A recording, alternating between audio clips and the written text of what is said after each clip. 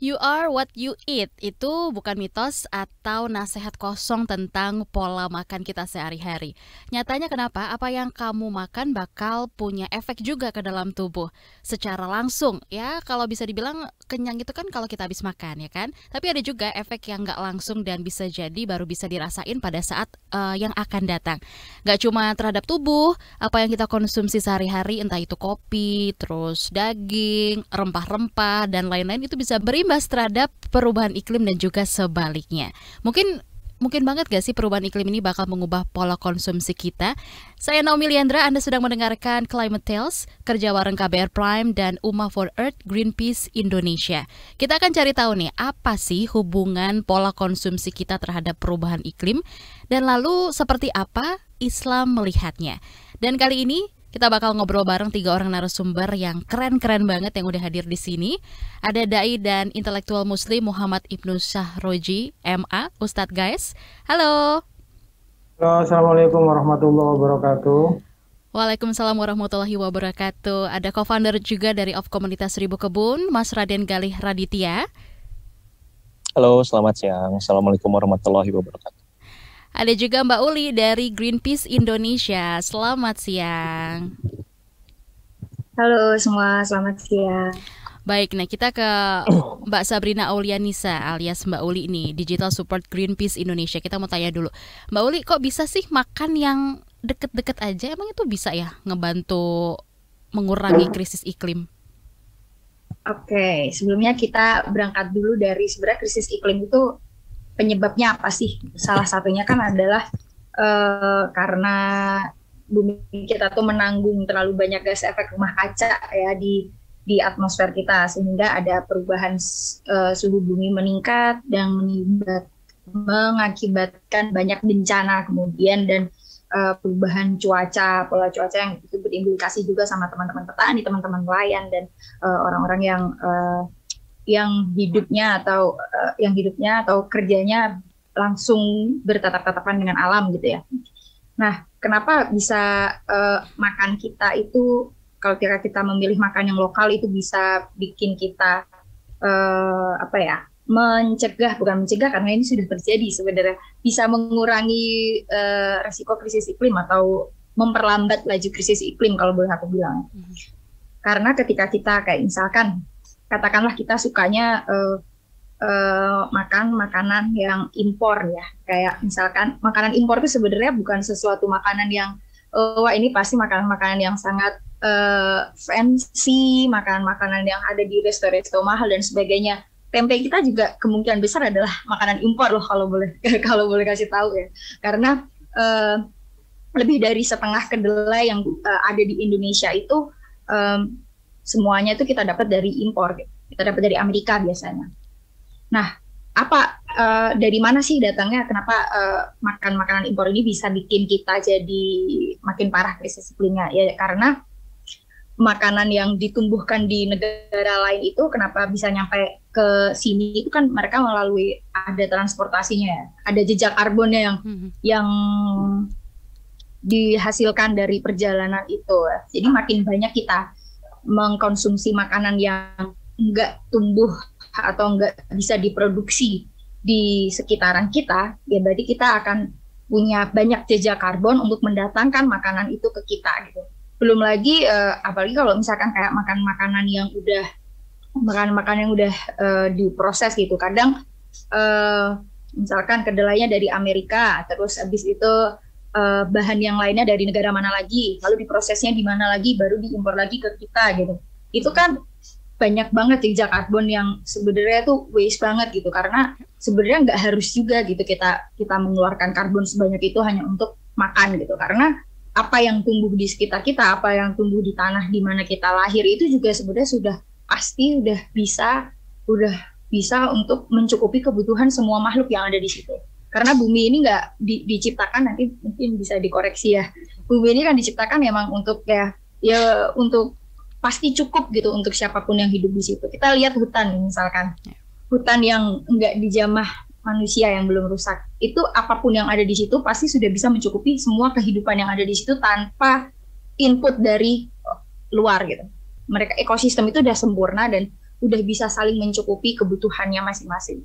Sebenarnya manusia tuh juga bagian dari ekosistem, tapi entah kenapa kita suka bikin sistem sendiri yang akhirnya jadi membuat kita kayak gitulah, jadi harus mendatangkan dari tempat-tempat yang jauh, input dari luar, dan itu sebenarnya juga membawa hal negatif yang kita sendiri juga yang akan ngerasain gitu. Emang kalau krisis iklim terjadi, yang rugi siapa gitu? Kita juga salah satu makhluk yang sangat rentan untuk kena dampaknya gitu, kena efeknya.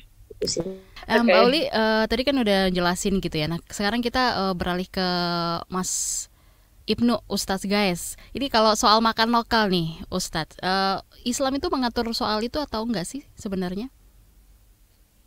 Baik, bismillahirrahmanirrahim. Bismillahirrahmanirrahim. Salawat salam ala rasulillah, la haula wala quwata illa billah, amma ba'du. Jadi panduan makan kalau dalam Islam itu terdiri dari 3 hal. Yang pertama halal, kemudian yang kedua thayyibat, kemudian yang ketiga itu adalah tidak boleh israf atau tidak boleh berlebihan. Sekarang kita bahas halal dulu ya. Halal itu terdiri dari 2 unsur. Jadi halal fi dzatihi, jadi dianya sendiri memang halal. Seperti misalkan sama-sama kita ketahui bahwa daging kambing misalkan itu halal, kemudian daging babi itu haram kalau menurut syariat Islam. Nah, dari sudut pandang yang lain, misalkan ini ada yang namanya haram fil ittihad, jadi haram dalam pengambilannya.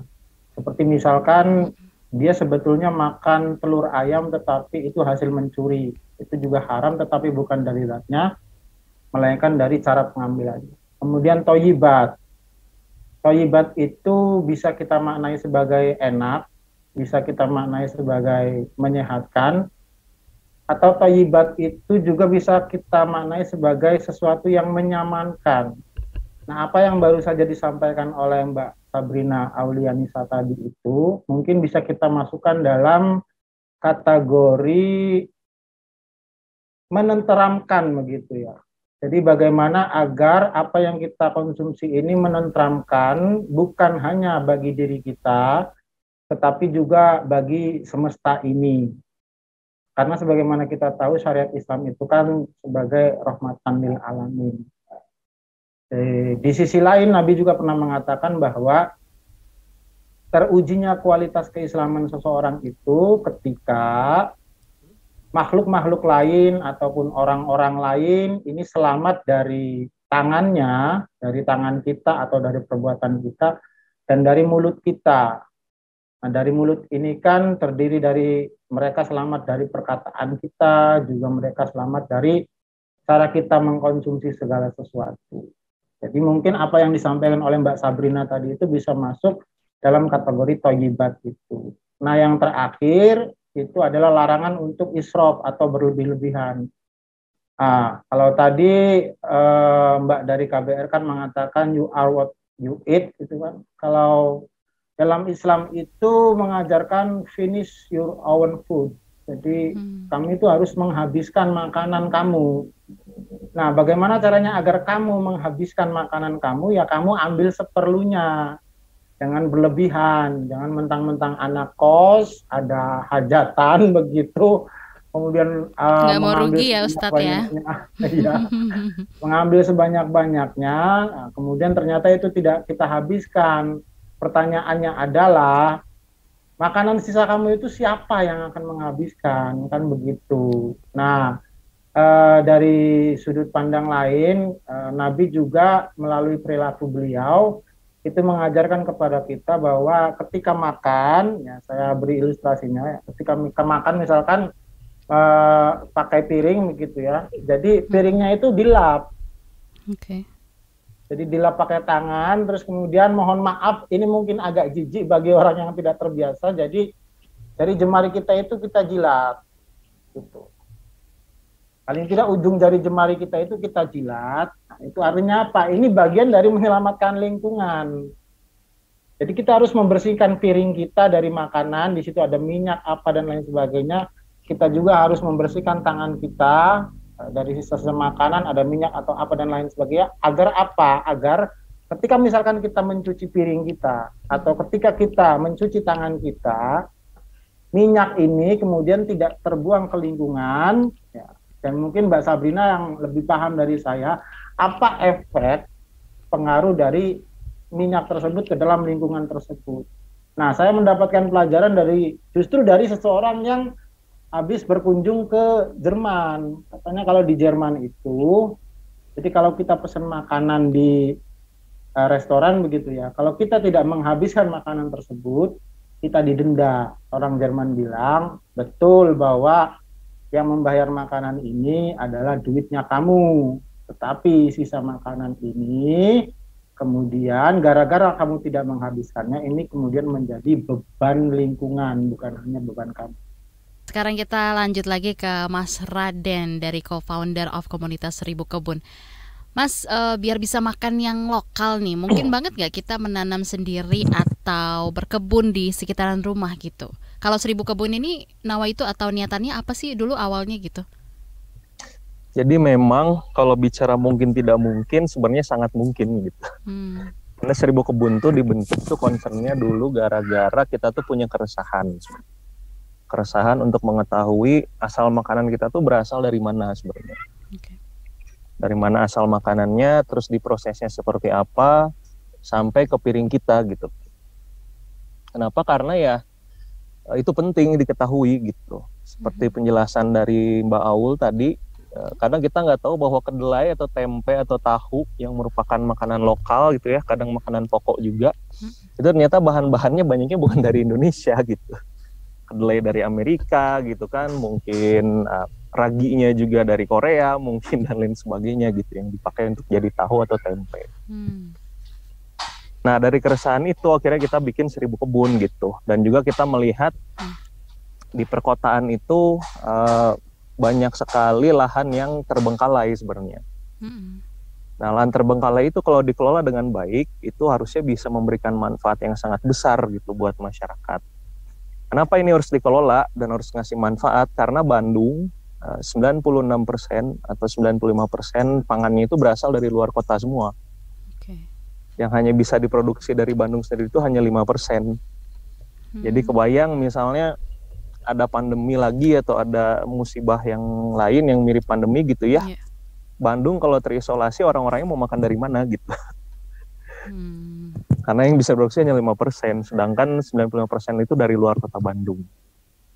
Nah, hal-hal ini yang sebenarnya mendorong kita komunitas Seribu Kebun tuh untuk ngajak masyarakat mengolah sendiri halaman kosong yang ada di sekitarnya yang terbengkalai yang dijadikan kebun pangan gitu. Dimana biar si lahan itu juga jadi rapi gitu kan, terawat, terus bisa ngasih asupan pangan tambahan. Setidaknya nggak 5% banget lah gitu. Setidaknya mungkin 10% atau 20% gitu bisa dihasilkan dari rumah kita sendiri, dan itu sangat mungkin. Dan namanya berkebun tuh kalau dulu mungkin ya berkebun itu tuh pada saat kita dengar kebun tuh kebayangnya lahan yang luas gitu. Lahan yang luas, tanah yang luas, banyak bedengan-bedengan atau gundukan-gundukan gitu ya dipakai bertanam. Jadi nggak kebayang orang kota tuh kalau ngomongin berkebun, aduh berkebun di kota gimana gitu. Tapi sekarang dengan kemajuan teknologi yang cukup maju, pengetahuan sudah maju juga, itu banyak sekali metode-metode berkebun yang bisa dilakukan bahkan di meja makan sekalipun gitu. Bahkan hanya lahan sebesar meja atau di atas meja itu kita bisa berkebun dan menghasilkan pangan kita sendiri gitu. Dan teknologi yang begitu banyak dan maju yang ada sekarang ini. Jadi kalau dikatakan bisa, sangat bisa. Dan pertanyaannya bukan apakah bisa berkebun atau enggak, tapi mau berkebun atau tidak gitu. Niatnya dulu gitu ya. Niatnya dulu gitu. Karena yang namanya metode berkebun udah banyak banget. Tergantung kita apakah mau enggak gitu untuk berkebun sendiri dari rumah gitu kan. Okay. Begitu mungkin penjelasan dari aku. Nah, Mas Raden tadi bilang metodenya tuh banyak banget gitu kan. Nah, kalau di Seribu Kebun ini metode yang kayak gimana sih Mas yang diajarkan gitu? Metode yang ada di Seribu Kebun, prinsip utamanya adalah pertanian regeneratif atau regeneratif farming sebenarnya. Di mana si regeneratif farming ini sebenarnya salah satunya adalah untuk ngasih solusi. Karena selama ini tuh kepentingan manusia dan kepentingan alam tuh saling tarik-menarik gitu kan. Okay. Kenapa manusia banyak merusak alam? Gara-gara manusia perlu untuk memenuhi kebutuhannya. Yeah. Terutama kebutuhan fisiologisnya gitu, makanan, sandang, pangan, dan papan gitu kan. Makanan, rumah gitu, kayu dan pakaian gitu. Nah, Di regeneratif farming itu ada jalan tengah di mana kita bisa memenuhi memenuhi kebutuhan fisiologis kita sekaligus bisa menjaga lingkungan agar tetap lestari. Gitu. Nah, metode ini, prinsip ini yang kita turunkan lagi ke berbagai metode urban farming yang ada sekarang, kayak misalnya vertical farming, atau tanam buah dalam pot, bahkan ada nanam padi dalam pot gitu ya, atau manfaatin dak-dak beton di atap rumah gitu untuk dijadikan kebun pangan, atau ada lahan-lahan kosong kita olah lahannya gitu, kita kembalikan kesuburan tanahnya agar bisa menghasilkan pangan. Nah, si regeneratif farming ini juga bisa berperan untuk mengurangi tadi ya dampak global warming, Mbak Aul. Di mana salah satu penyebab global warming itu adalah terlalu banyak karbon di udara gitu, karbon dioksida di udara. Nah, karbon dioksida di udara ini terjadi berlebihan gara-gara tanah tuh kehilangan kemampuannya untuk mendapatkan dan menyimpan karbon dalam dirinya gitu. Nah, gimana caranya tanah bisa mendapatkan menyimpan karbon? Harus ada mikroorganisme, harus ada unsur biologi yang lestari di tanah tersebut gitu. Nah, regenerative farming tujuannya adalah tadi meregenerasi tanah, lahan-lahan di perkotaan yang mungkin sudah banyak urugan gitu ya, banyak sampah gitu. Itu kita olah, kita kasih kompos, kita hidupkan lagi unsur biologisnya. Karena kalau itu dihidupkan, kita bisa ngasilin makanan yang sehat dan menyehatkan buat manusia dan hewan. Dan juga sekaligus bisa turut serta secara aktif menambahkan karbon dari udara masuk kembali ke dalam tanah gitu ya. Setidaknya bisa mengurangi gitu karbon yang berlebihan. Dan ini udah ada penelitiannya dari Dr. David Johnson sebenarnya, bahwa 1 hektar tanah itu berpotensi bisa menambahkan 10 ton karbon dioksida dari udara gitu. Bayangkan lahan-lahan di kota gitu ya, lahan-lahan yang tanah maupun non tanah, kalau semuanya ditanami dengan prinsip regenerative farming, itu berapa banyak karbon yang bisa ditambahkan gitu dari udara masuk kembali ke tanah atau media tanam itu. Baik, nah ini kalau kita ke Ustadz lagi nih, Ustadz guys, pertanian dan peternakan ini kan bisa dikatakan hal yang amat penting gitu kan. Ini udah organik nggak sih kalau dulu, Ustadz? Iya, jadi begini, saya mau cerita aja ya. Jadi pernah suatu ketika putri Rasulullah Shallallahu Alaihi Wasallam, yaitu Siti Fatimah. Di Siti Fatimah ini punya suami namanya sahabat Ali bin Abi Thalib. Sahabat Ali bin Abi Thalib itu sibuk terus keluar kota terus. Jadi untuk menutupi kebutuhan pribadi dan keluarganya, Siti Fatimah ini bekerja sendiri, kemudian menumbuk gandum sendiri dan lain sebagainya.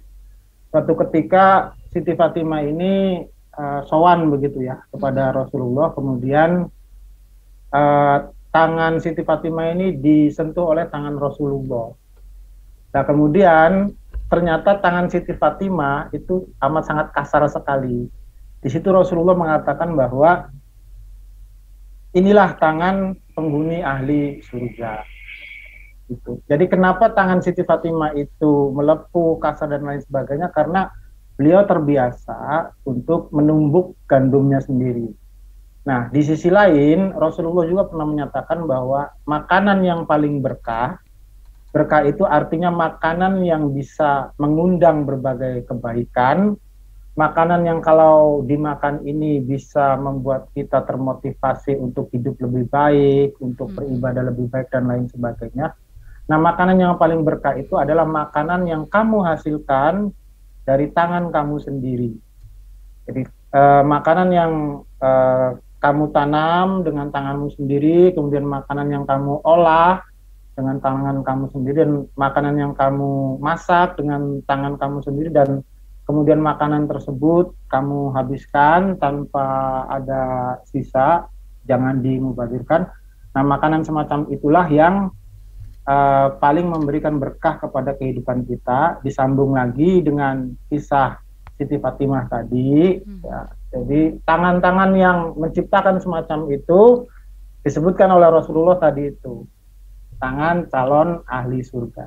Nah, jadi untuk konteks sekarang ini, ya, buat semua teman-teman yang menyaksikan atau mendengarkan, ya, saya sarankan apa yang sudah disampaikan oleh Mas Galih tadi, tolong laksanakan. Nah, kalau tangan kalian ternyata melepuh atas usaha kalian tersebut mengikuti saran dari Mas Gali, saya yang menjamin bahwa itulah tangan penghuni ahli surga. Terima kasih. Amin, benar banget Pak Ustadz. Saya setuju banget tuh. Mbak Uli, kalau Mbak Uli ngelihat dari Greenpeace sendiri ini, seperti apa Greenpeace ini ngelihat kesadaran masyarakat akan hal ini nih Mbak? Makan yang dekat atau lokal, bahkan memproduksi bahan makanannya sendiri gitu kan? Seperti 1000 kebun tadi yang dibilang sama Mas Galih.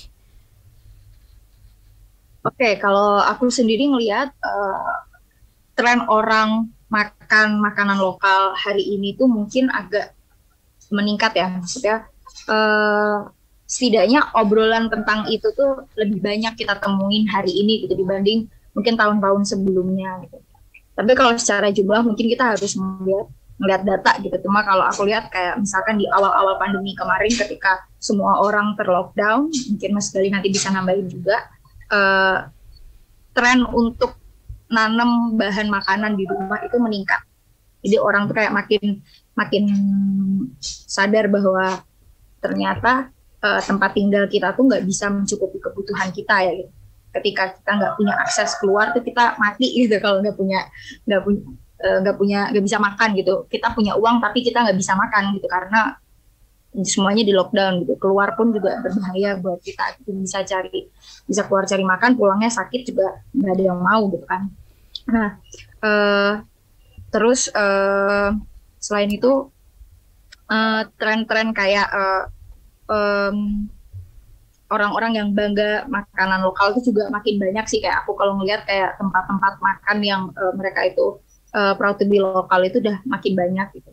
Kemarin kita juga Greenpeace sendiri sempat bekerja sama juga sama sebuah band atau grup musik namanya SIR, Syarikat Idola Remaja gitu, yang dia juga salah satu concernnya dia ngomongin tentang bahan makanan lokal, khususnya rempah-rempah gitu. Dia melakukan tour untuk albumnya yang baru, dan di album yang baru itu dia ngomongin tentang rempah-rempah di Indonesia gitu yang mulai hilang atau terancam krisis iklim. Nah, kalau aku lihat dari musik aja mereka udah banyak yang ngomongin gitu ya, berarti sebenarnya ini berita yang baik juga buat kita gitu, karena ya makin banyak orang yang sadar betapa pentingnya makan makanan lokal gitu. Cuma ya bukan berarti kita sekarang dalam kondisi yang baik-baik aja gitu ya, karena tetap aja ada entitas-entitas yang punya power lebih itu, yang punya kuasa, yang punya akses kepada sumber daya, itu yang membuat usaha-usaha kita ini jadi bukannya tidak bermakna ya, tapi kalah sama usaha ngerusaknya mereka gitu. Kayak misalkan kita ngomongin makanan lokal itu adalah makanan yang tumbuh di tempat kita tinggal gitu. Misalkan kita ngomongin sawit gitu. Sawit mungkin lokal gitu, dia tumbuh di Indonesia gitu. Tapi apakah dengan mengkonsumsi sawit itu berarti kita mencegah adanya krisis iklim? Enggak juga gitu. Kalau ternyata si pertanian-pertanian yang seperti sawit ini dia kayak membutuhkan lahan yang sangat luas gitu, yang membuka lahannya dengan cara yang nggak baik juga, dia justru malah melepas karbon lebih banyak gitu, dan tidak menggunakan sistem pertanian yang selaras dengan alam, atau kalau Mas Gali tadi bilang yang regeneratif gitu. Jadi mereka si pertanian-pertanian yang industrial ini tuh dia nggak peduli apakah pertaniannya itu merusak keseimbangan alam di situ, merusak ekosistem di situ, merusak keberagaman di situ gitu. Dia hanya ngebuka sekian ratus hektar tanah ditanamin sawit semua. Flora, fauna, endemik di situ semuanya gone, semuanya hilang, semuanya mati gitu. Bahkan jadi terancam punah, beberapa di antaranya juga sudah punah gitu. Nah, gara-gara itu. Dan itu juga melepaskan karbon yang banyak, dan itu sangat nggak efisien sekali untuk ukuran pertanian gitu. Karena misalkan di satu pulau gitu punya sekian ratus ribu hektar sawit gitu. Apakah sawit itu dikonsumsi sama orang yang ada di pulau itu habis gitu? Enggak juga kan. Akhirnya itu nggak mencukupi, itu dibuat bukan untuk mencukupi kebutuhan orang-orang yang ada di situ, tapi buat diekspor keluar, itu juga akhirnya jadi sisa karbon lagi gitu. Sangat nggak efektif itu. Terus kemudian lahan mereka untuk memproduksi bahan makanan mereka jadi nggak ada karena lahannya kebanyakan dibuat menanam satu komoditas yang biasanya monokultur. Akhirnya mereka makan bahan makanan yang dari luar lagi. Akhirnya ada karbon lagi, jejak karbonnya muter-muter kayak gitu aja terus gitu. Dan ya gitulah. Termasuk kita ngomongin pertanian regeneratif itu termasuk bagaimana cara bertaninya gitu. Ketika petani seperti Mas Galih mungkin teman-teman seperti Mas Galih mungkin udah bisa kayak memproduksi pupuk dan pestisidanya sendiri, itu juga akan bikin rendah jejak karbonnya juga makin berkurang kan, karena ketika kita bisa membuat pupuk dan pestisida sendiri, itu kita akan ngambil bahan-bahannya yang tumbuh di sekitar kita. Itu juga kita akhirnya nggak perlu mengeluarkan sekian karbon untuk mendatangkan bahan-bahan itu ke tempat kita. Belum lagi pupuk-pupuk yang pabrikan itu, pestisida yang pabrikan itu, mereka juga beroperasinya juga pasti mengeluarkan karbon juga. Belum mereka mengumpulkan bahan-bahan untuk masuk ke pabrik mereka gitu. Lalu mereka mendistribusikannya gitu sampai ke tempat kita. Belum lagi si pupuk dan pestisida yang kimia buatan dari pabrik ini, biasanya mereka juga justru membunuh mikrobiota yang udah ada di tanah gitu, membunuh makhluk-makhluk yang ada di tanah sehingga fungsi tanahnya jadi berkurang, nutrisinya jadi berkurang, kehidupan di sana jadi berkurang, jadi makin nagih pupuk dan pestisida lagi, akhirnya petani akan beli lebih banyak lagi, berarti akan lebih banyak lagi jejak karbon yang keluar akibat itu. Tapi ini Mbak Uli, sebenarnya ngartiin lokal itu sebenarnya yang kayak gimana sih artiin lokal? Sama-sama dari Indonesia kan lokal gitu. Mungkin ada yang berpikiran kayak gitu nggak sih? Kalau yang lokal yang biasanya kita sepakati itu adalah ketika itu jarak, aku agak lupa, ada jarak tempuhnya gitu, ada sekian kilometer gitu. Tapi ketika itu masih di Jawa gitu, misalkan katakan di Jawa, ketika kita masih makan makanan yang tumbuh di Pulau Jawa ini, itu masih lokal, itu masih nggak masalah. Nah, yang konyol adalah ketika keluarga kita atau teman-teman kita di Papua yang secara kultural mereka biasanya makan sagu, lalu dipaksa untuk membiasakan diri makan beras dengan cara dikirimi beras dari Pulau Jawa, lalu mereka diminta untuk memanen padi di tempat mereka, padahal mereka secara kultural nggak pernah mengenal padi. Akhirnya mereka akan wasting time untuk belajar mengenal padi, menyesuaikan padi mana yang cocok dengan situasi alam mereka gitu. Mereka harus membiasakan habitnya menanam padi, membiasakan habitnya makan padi gitu, dan mereka akhirnya meninggalkan sagu mereka gitu. Akhirnya jadi akhirnya buang-buang waktu dan buang-buang ruang gitu. Sebenarnya mereka hidup, kayak tadi aku bilang di awal, sebuah ekosistem tuh pasti sudah diciptakan sempurna, akan cukup untuk memenuhi siapapun yang ada di dalam situ. Nah, masyarakat Papua udah dianugerahi, mungkin tidak dianugerahi padi, tapi mereka dianugerahi sagu yang ya udah cukup sebetulnya buat mereka gitu. Entah kenapa ada bisikan dari mana kita jadi membuat mencetak berhektar-hektar padi di tempat-tempat di mana orang-orangnya tuh nggak makan padi sebenarnya. Sedangkan di Jawa sendiri yang masyarakatnya udah kebanyakan makan padi, sawah-sawahnya malah digusur untuk proyek ini itu dan segala macam gitu atas nama pembangunan kayak itu jadinya aneh. Lahan-lahan gambut kayak di Kalimantan yang sudah punya fungsinya sendiri di dalam ekosistem dibukalah itu jadi sawah gitu. Itu aneh sih. Oke. Kita ke Mas Raden lagi. Mas Raden, kalau di 1000 kebun ini berarti semua itu dilakuin dari hulu sampai hilir ya? Dari pupuk sampai produksi makanan yang udah diolah itu gimana? Ya, jadi memang semuanya dari pupuk dan lain-lain itu kita provide dari lokal. Gitu. Kenapa? Karena masalah di Bandung, ini di Bandung ya, aku ngomong di Bandung tuh ada masalah juga tentang sampah organik sebenarnya. Gitu. Sampah organik Bandung itu sehari bisa ngasilin 1.650 ton sehari. Sorry, itu sampah. Yang anorganiknya 150 ton, itu plastik, B3 dan lain-lain 150 ton, sisanya 1.350 ton itu sampah organik semua tuh. Yang asalnya dari rumah tangga dan juga dari halaman. Kalau sampah rumah tangga biasanya sisa-sisa masakan, sisa makanan gitu ya.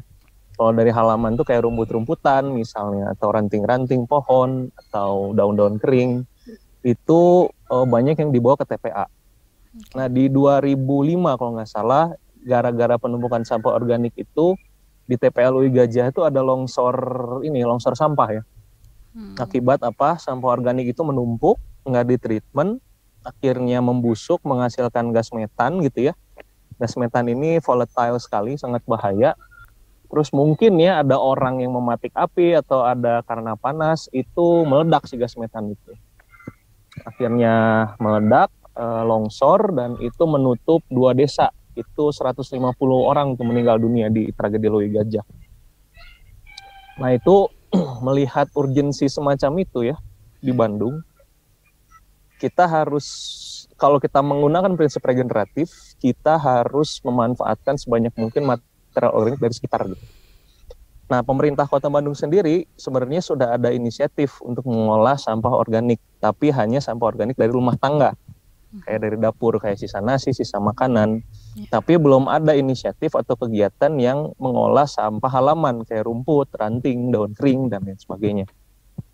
Nah, di satu sisi belum ada inisiatifnya, di satu sisi masyarakat udah nggak boleh lagi tuh buang sampah halaman itu ke TPS atau ke TPA.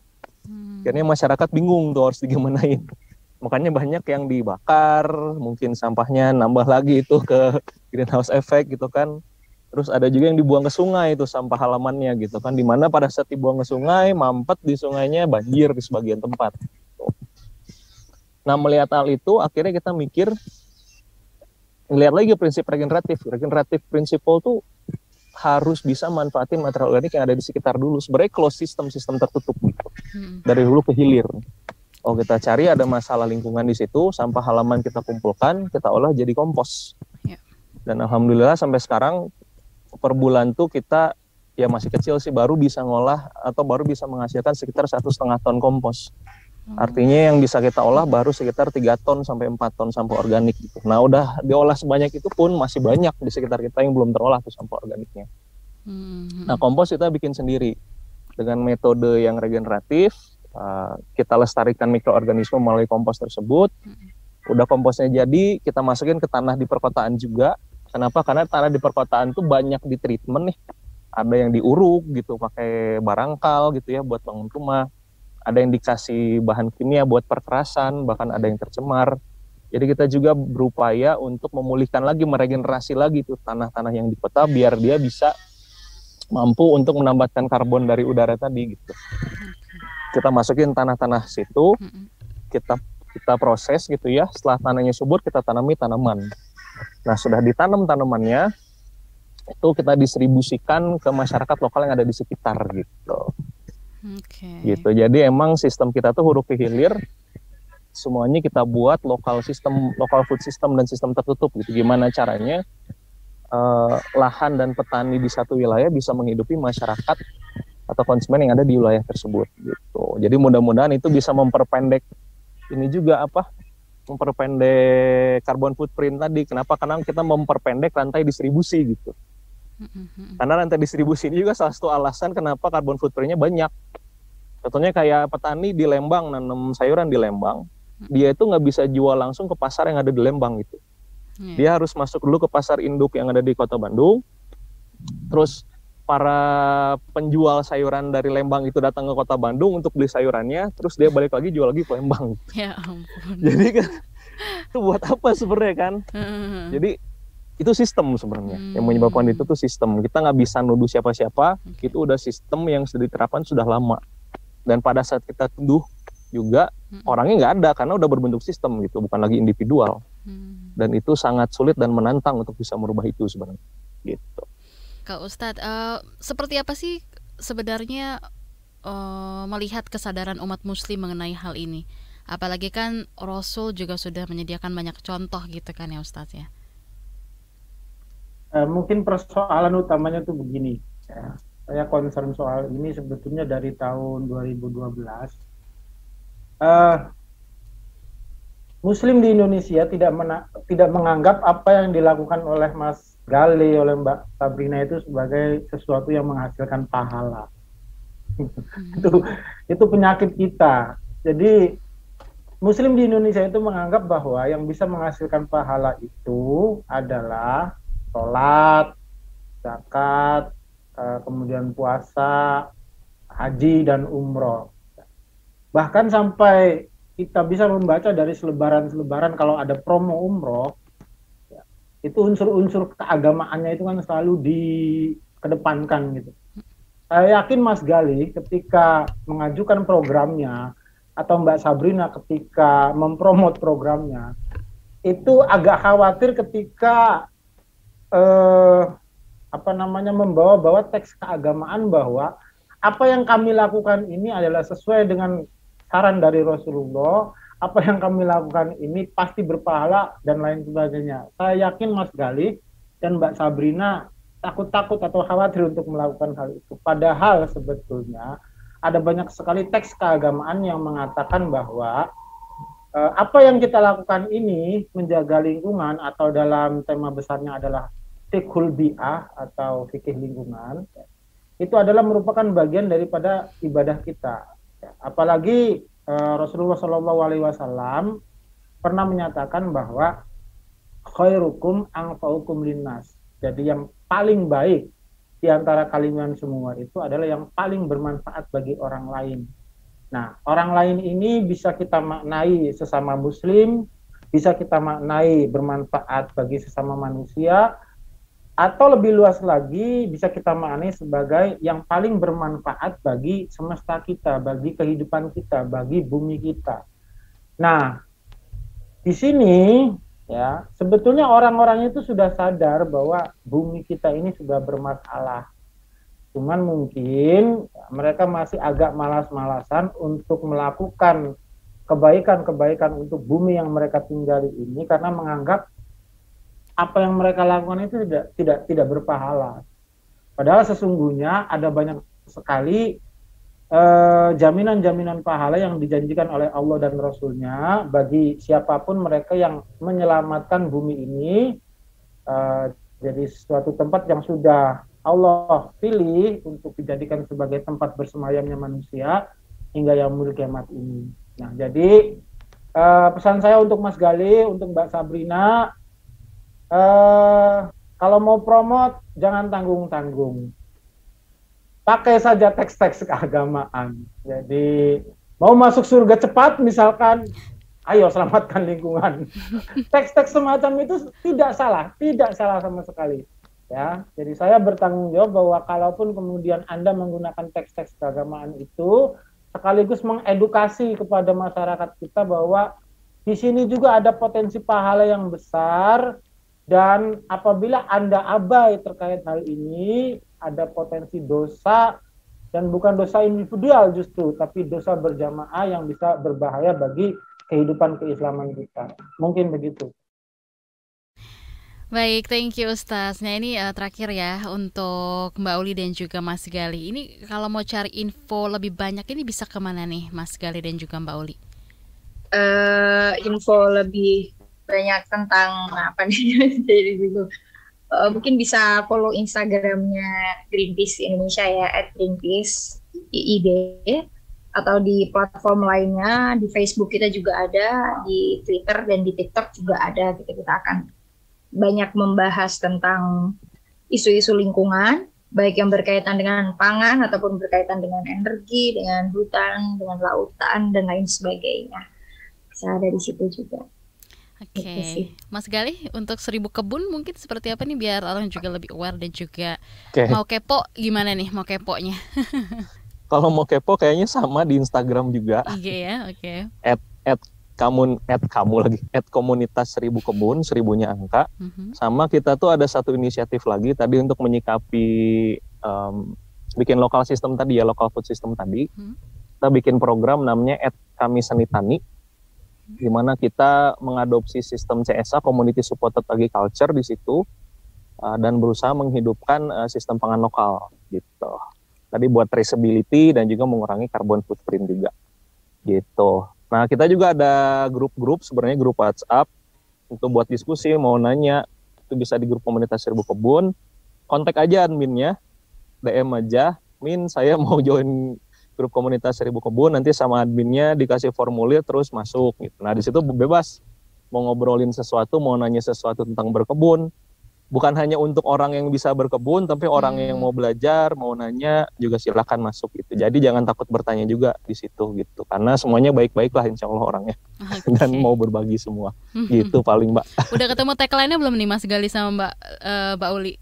Kalau Ustadz tadi kan udah tuh mau masuk surga, selamatkan lingkungan. Oh, tagline. Oh, kalau tagline aku sih ini besar bestari hingga berdaya melalui bertani. Asik. Gitu. Keren. Mbak Uli gimana Mbak Uli? Aduh, apa ya? Berani untuk bumi? Nggak tahu. Asik. Itu aja mungkin. Keren.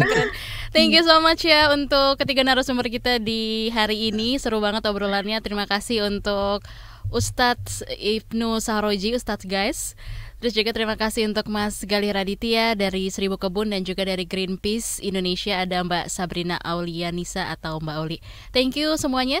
Demikian Climate Tales episode kali ini. Saya Naomi Liandra pamit.